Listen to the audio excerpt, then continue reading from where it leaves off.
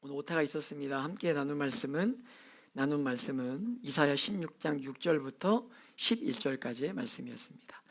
그의 자랑이 되었도다라는 제목으로 같이 헛되도다, 자랑이 헛되도다는 제목으로 말씀을 나누곤 해요. 여러분, 우리가 지난주 역사의 주인이시고 나라의 흥망성쇠를 이어가시는 하나님께서 바벨론의 멸망을 예언하셨던 것처럼 어떤 나라의 이 멸망을 예언하는 거 우리가 보았습니까? 모압이죠. 모압의 멸망하는 것들을 예언하신 것들을 보았어요. 모압이 심판을 받게 되는데 위쪽에서부터 쳐들어오던 그 침략자를 피해서 북쪽의 여러 도시가를 지나서 남쪽으로 피신하고 있었던 것이 지난주에 보았던 말씀이에요. 그런데 남쪽으로 피하던 모압 백성들에게 이사야 선지자를 통해서 주셨던 말씀이 무엇입니까? 남쪽으로 더 이상 가지 말라는 거예요. 더 이상 가지 말고 모압의 남쪽으로 내려가면 에돔 땅이 나오는데 거기는 피난처가 아니라는 것입니다. 그래서 모압으로부터 어떻게 가라는 거예요? 광야를 지나 가나안 땅으로 가야 너희가 정말 그곳이 너희에게 피난처가 될 것이다, 이렇게 이야기하고 있죠. 여러분, 그렇다면 왜 광야를 지나 약속의 땅으로 가야 그곳이 진짜 피난처가 되겠습니까? 그곳에는요, 압제가 멸절되는 땅이고 그곳에는 하나님이 세우신 바른 통치자가 세워져서 인자와 충실함으로 다스리고 공의와 공평히 다스리는 나라가 바로 그곳이기 때문에, 그래서 북쪽으로 내려오는 침략자를 피해서 남쪽으로 더 도망가지 말고 광야를 거쳐 말씀이 있는 약속의 땅으로 피해야 한다. 이것이 모압을 향한 하나님의 말씀이셨어요. 오늘은 그러면 왜 모압이 하나님의 심판의 징계를 면할 수 없었을까? 우리가 그 내용을 함께 보고자 하는데요. 6절을 다시 한번 보면 같이 읽어볼까요? 6절 시작. 교만하다. 그가 거만하며 교만하며 분노하고 들었거니와 그의 자랑이 헛되도다. 아멘. 아멘. 여러분, 모압이 징계받을 수 없는 이유를 말씀하시는데 그게 무엇이죠? 교만이에요. 그런데 오늘 우리가 읽었던 말씀들을 자세히 보면 교만이라는 게요, 4번이나 반복되고 있음을 우리가 주목해 볼 수 있어요. 우리가 이렇게 흔히 생각하지 않습니까? 사람이 많이 배우고 똑똑하고 능력이 있다 보면 교만할 수도 있지, 저 정도면 교만해도 돼, 이렇게 생각할 때가 있지 않습니까? 그러나 우리는 교만이라는 단어를요, 이 유교 문화 안에서 어떤 면에서 해석하는 부분이 있지 않는가, 이런 생각들을 해보게 돼요. 성경이 교만이라고 할 때 핵심이 무엇이냐면 하나님을 인정하지 않는 거예요. 이게 교만입니다. 하나님을 인정하지 않는 거예요. 인생살이에 하나님이 없는 것으로 삶을 살아가면서 하나님과의 관계가 가장 중요한 핵심인데, 그것이 가장 큰 핵심인데 하나님과 아무 관계없이 살아가는 거예요.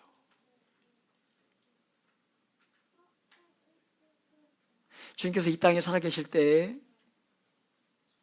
자신을 배반하고 팔아먹고, 여러분, 그랬던 부인하고 저주하며 부인했던 제자들까지도 다시 찾아가시고 품으셨던 분이 주님이시죠. 여러분요, 인생이 이게 불가능한 거잖아요. 나를 향해 저주하고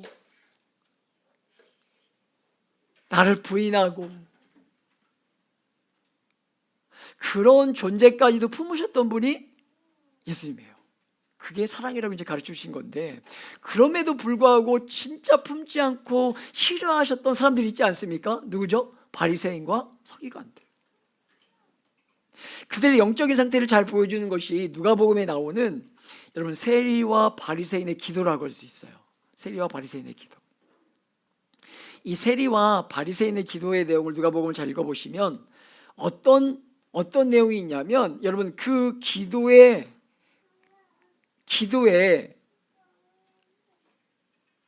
간구는 하는데 그 간구에 진짜 들어야 될 간구가 없음을 우리가 보게 됩니다. 그게 뭐냐면 하나님을 의지하고 구하는 것이 없어요. 하나님을 의지하고 구하는 것이 없습니다. 두 번째로 스스로에게 만족해요. 그리고 세 번째로 자기의 다양한 이런저런 자랑거리와 의로 사로잡혀서 하나님을 신뢰하고 또 의지하는 그런 기도가 포함되지 않아요. 포함되어 있지 않아요. 여러분, 기도는요, 주문을 외우는 것이 아닙니다. 기도는 주문을 외우는 게 아니에요. 이거 주세요, 저거 주세요, 이거 해결해 주세요, 저거 해결해 주세요. 하나님, 저 사람 나빠요, 저 사람 좀 혼내주세요. 이게 기도가 아니에요. 기도는 우리가 하나님을 의지하고 신뢰하며 사는 가장 중요한 표시 중에 하나가 바로 그 기도로. 그 기도 안에 간구함이 있어야 되는 거예요. 간구함이. 그런데 이 바리새인과 서기관들의 기도에는요, 그 기도가 없는, 그 영적으로 그들이 얼마나 타락해 있는가를 마치 우리에게 그림으로 보여주는 모습이라고 할 수 있다는 거예요. 오늘 이 모압은 만군의 여호와, 역사와 만물의 주인이신 하나님을 의지하는 것이 뭔지를 하나도 모르는 교만한 삶을 살고 있습니다. 사랑하는 여러분, 그렇다면 저와 여러분은 얼마나 거기에서 자유할 수 있을까요? 얼마나 자유할 수 있을까요? 목사님, 저는요 신앙의 연조가 이만큼인데요, 목사님, 저는 이렇게나 열심히 봉사하고 섬기고 있는데요,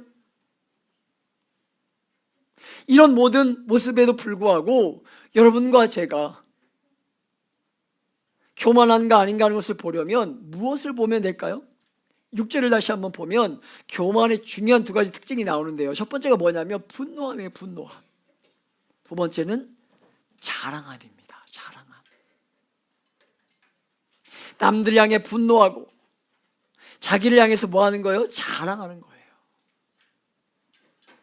이게 어떤 면에서 교만한 사람들의 상태를 보여주는 것으로, 왜 교만합니까? 자랑거리가 많으니까. 야영 모임을 통해서, 그리고 계속해서 말씀드리고 있지만, 또 오늘 이 금일을 통해서 양육받은 분들을 들으셨겠지만, 우리가 정상적인 상태이면 자랑과 분노가 아니라 무엇이 나와야 되는 거예요? 감사와 찬양과 감격이 있어야 되는 거예요. 그런데 교만한 사람의 영혼 속에는요, 자기에 대한 무수한 자랑거리가 있는 것입니다. 나는 그래도 저 사람과 같지 않아서 감사합니다. 그래도 나는 저 사람처럼은 하지 않는다. 이런 끝없는 자기에 대한 자랑을 마음에 가지고 있는데, 하나님을 의지하는 사람들은 어떤 거예요? 그런 자랑거리가 없이 하나님이 하셨어요. 하나님이 하셨어요. 그렇게 고백하는 거죠. 이것이 여러분 신약의 복음이 저와 여러분에게 열어준 새로운 삶의 너무나 핵심 중에 하나라는 것입니다. 바로 이 삶이. 에베소서 2장 8절 이하에 보면 이렇게 기록하고 있어요. 같이 읽어볼까요? 시작. 너희는 그 은혜에 의하여 믿음으로 말미암아 구원을 받았으니 이것은 너희에게서 난 것이 아니요 하나님의 선물이라. 아멘. 아멘. 9절도 있어. 9절이 없나요? 네, 죄송합니다. 제가 읽어드릴게요. 행위에서 난 것이 아니니 이는 누구든지 자랑하지 못하게 함이라. 그렇게 되어 있습니다. 하나님 없는 사람들의 보편적인 특징인 이 자랑이 우리에게 없기를 원한다는 거예요. 물론 성도들에게 자랑거리가 있죠. 자랑거리가 있으시길 축복합니다. 우리는 예수를 자랑하고 은혜를 자랑합니다. 제가 양모임을 지나가면서 여러분이 하나님에 대한 이야기를 할 때에 모두가 다 그런 거겠죠. 제가 캐치하지 못한 걸 수도 있어요. 그런데 정말 환하게 웃으면서 그 예수님을, 하나님을 자랑하는 이 빛나는 분들이 있어요. 자랑할 때 이렇게 하나님 주신 것을 자랑하지만, 그러나 세상이 가지고 있는 자랑은요, 자기 자랑인 거예요. 자기 자랑, 자식 자랑, 자기의 업적 자랑, 남들과 다른 것 자랑, 이런 자랑이 있는데, 복음이 우리의 삶 가운데 이렇게 들어옴으로 만들어지는 것은 무엇입니까? 자랑이 아니라 감사.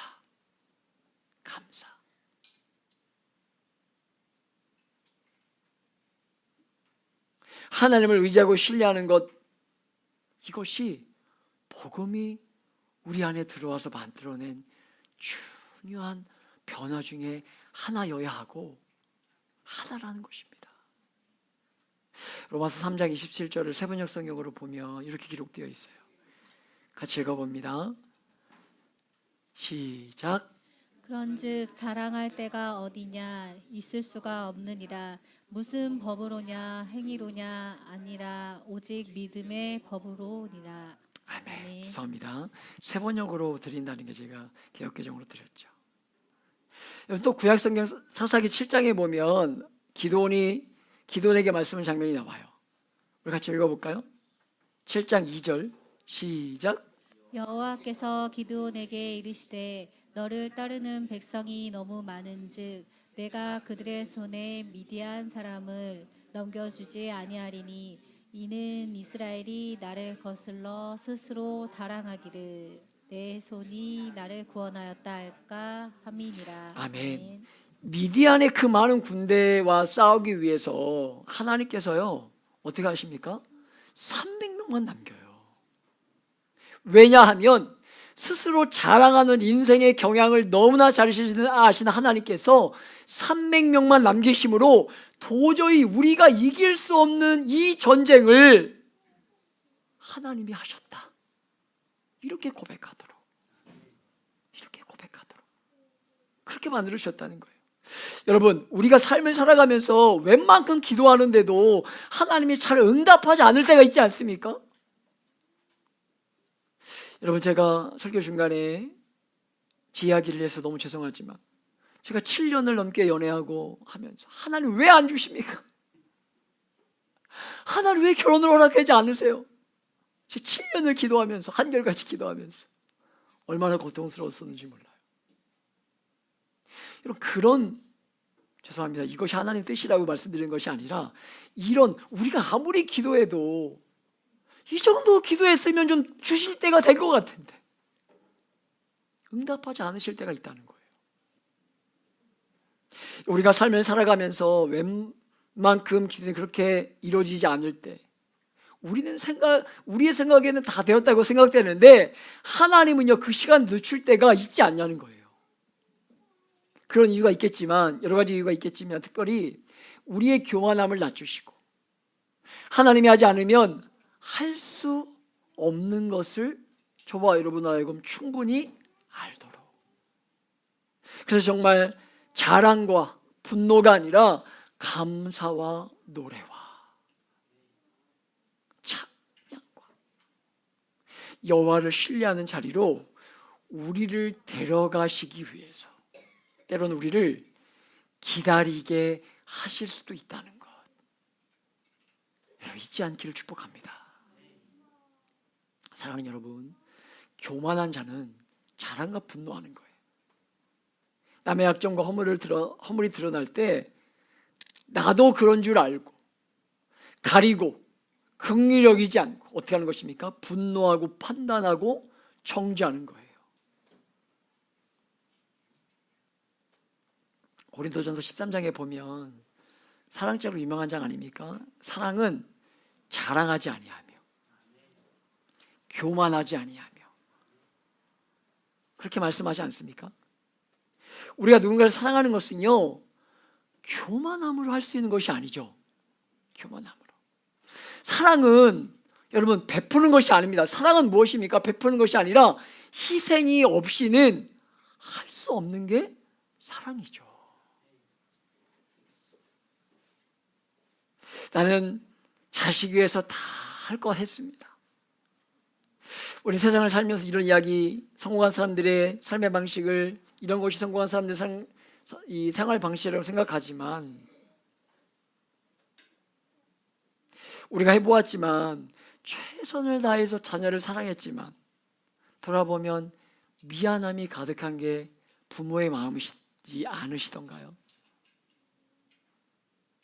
아직 그 마음을 모르시는 분들은 꼭 부모의 복을 경험하게 되시길 축복합니다. 네. 우리가 안 하는 것이 아닌데도 돌아보면 미안하고 부끄러울 때가 많잖아요. 그런 것이 사랑의 특징이고 믿음이 만들어낸 열매라는 거죠. 믿음이 만들어낸 열매. 모압의 제일 중요한 죄 핵심 중에 하나가 무엇입니까? 교만이고, 그 교만의 표시가 뭐예요? 자랑과 이스라엘을 향한 끝없는 분노, 그런 거였죠. 하나님의 공급이 되니까, 하나님의 공급이 있으니까 이 이스라엘을 향해서 미워하는 거예요. 그런 모압의 교만이야말로 하나님의 징계를 불러오는 핵심이었다는 것입니다. 왜 쟤만 잘 되냐는 거예요. 이런 교만이죠. 여러분, 오늘 말씀을 보면 모압이 그렇게 교만할 때 이유가 있었습니다. 이유가 다 있어요. 인생엔 뭐든지 이유가 있지 않습니까? 오늘 본문의 전체적인 흐름을 보면 모압의 교만이 중요한 이유가 무엇입니까? 그 땅에 풍성했던 포도 열매. 그 땅은요, 포도가 너무 잘 자라는 땅이었어요. 그래서 포도가 얼마나 풍성했는지 이 8절 뒷부분에 보면 포도나무를 비유하면서 이는 헤스본의 밭과 신마의 포도나무가 말랐습니다. 전에는 그 가지가 야셀에 미쳐 광야에 이르고 그 싹이 자라서 바다를 건넜더니 이렇게 기록되어 있거든요. 여러분, 야셀이라는 이 이름은요, 모압 지방의 북쪽에 있던 나라, 북쪽에 있던 도시라고 할 수 있어요. 아니죠. 북쪽에 너머에 있던 나라. 그러니까 이 포도가 얼마나 풍성했는지 다른 나라에 가지가 미쳤다는 거예요. 가지가. 그것까지, 이게 무슨 말이겠습니까? 그것까지 수출했다는 거예요. 다른 나라까지.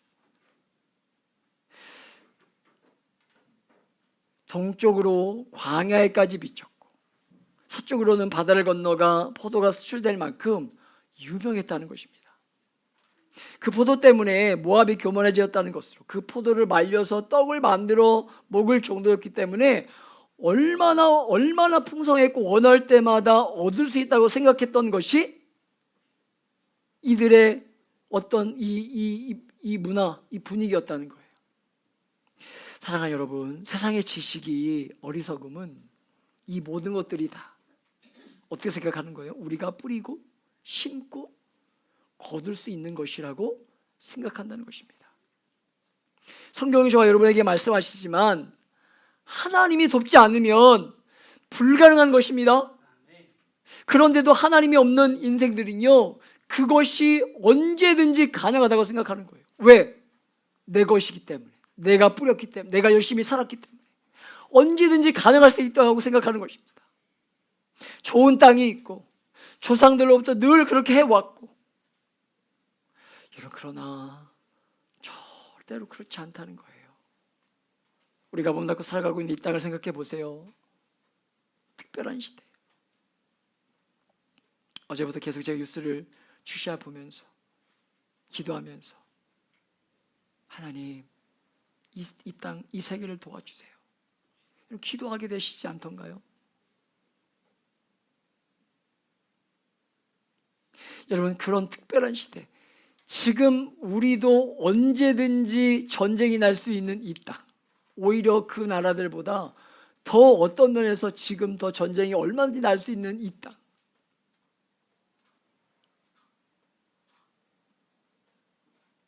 이 땅에 얼마나 이 땅을 세계가 주목하고 있냐는 것입니다. 그런데 여러분요, 이 특별한 시대를 우리가 살아가고 있는데 언제까지 이것이 가능할까? 저주하는 것이 아니라 이 나라의 역사를 이렇게 생각해 보세요. 얼마나 많은 나라들의 협박과 핍박과, 오늘이 어떤 날입니까? 어린이 여러분, 3.1절이죠. 의미 있는 날이죠. 제가 아침에 교회에 아이들을 데리고 오면서도 오늘 태극기를 보면서 오늘 어떤 날인지, 무엇을 기억해야 되는지 우리 잠깐 이야기를 해줬지만, 여러분, 그럼에도 불구하고 여기까지 온 나라가 우리가 살고 있는 대한민국이에요.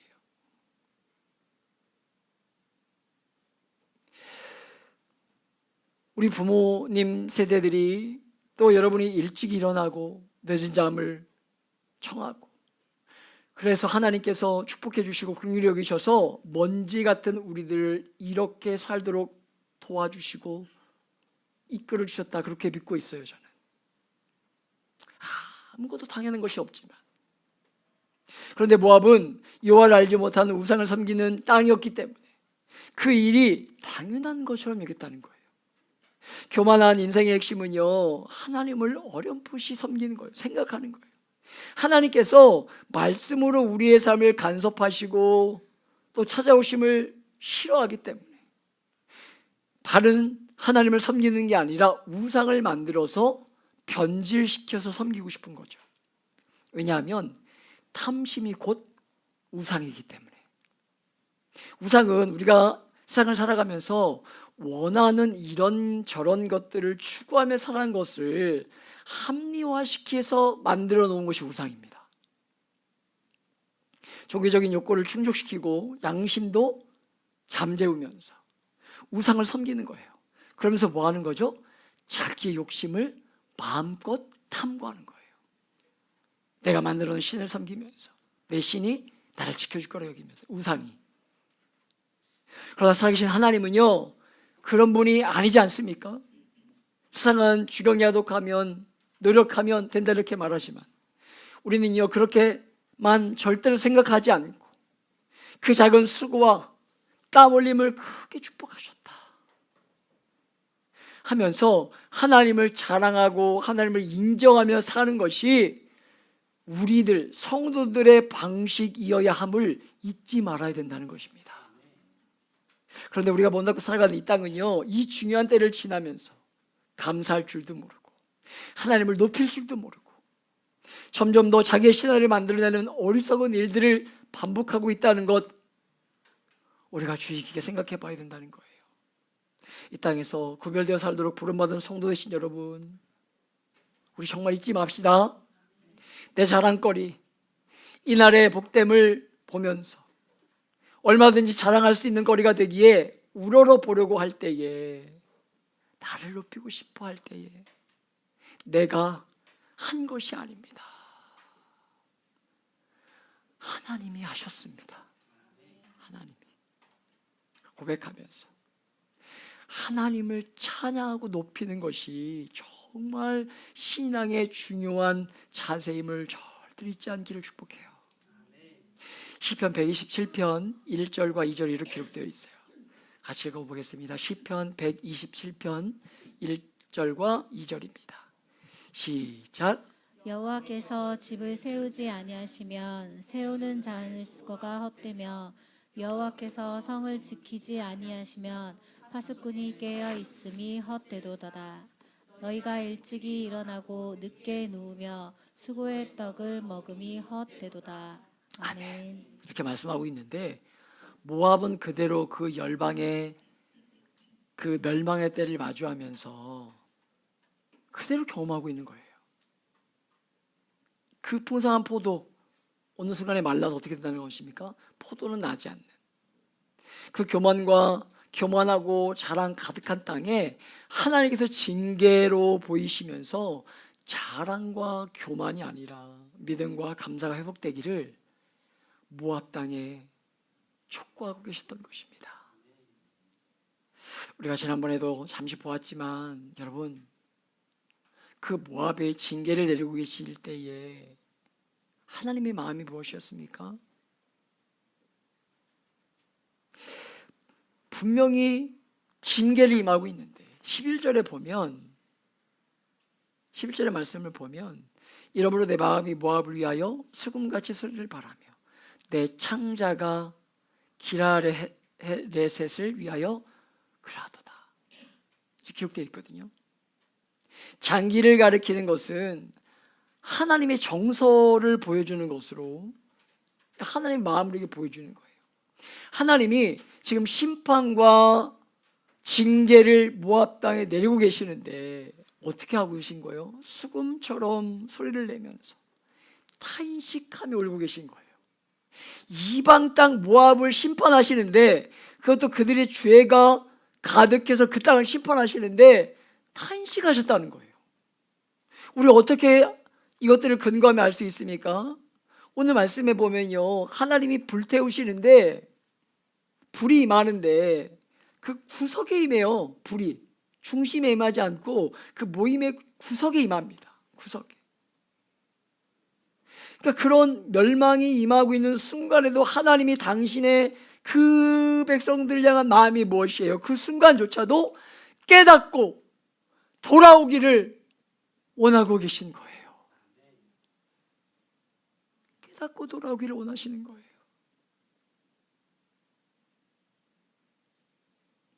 사랑하는 여러분,